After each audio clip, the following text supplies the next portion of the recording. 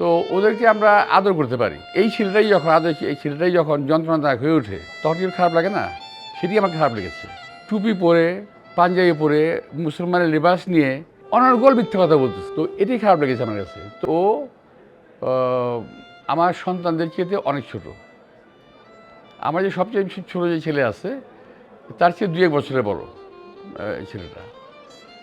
তো ওদেরকে আমরা আদর করতে পারি, ওরা আমার আদরের বিষয়। কিন্তু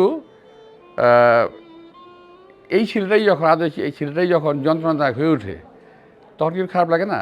সেটি আমার খারাপ লেগেছে যে সে তার বাবার বয়সী কিংবা তার চাচার বয়সী কিংবা তার দাদার বয়সী এমন একজন লোক সম্বন্ধে মিথ্যা কথা বলতেছে, টুপি পরে, পাঞ্জাবি পরে, মুসলমানের লিবাস নিয়ে অনর্গল মিথ্যা কথা বলতেছে, অনর্গল।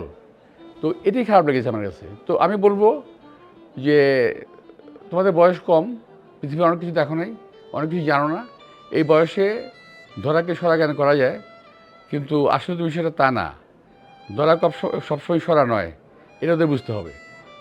বাস্তবতা নিয়ে ওদের পথ চলতে হবে, মিথ্যা কথা ছাড়তে হবে। সবচেয়ে একটা কথাই বলি এখানে সর্বশেষ,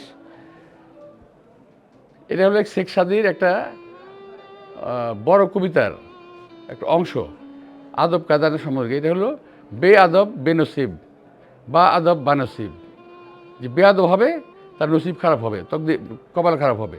যার আদব কায়দা থাকবে তার তকদির ভালো থাকবে। ওদের উদ্দেশ্যে আমার এই বক্তব্য। Next level, well done, side by side, Fridge.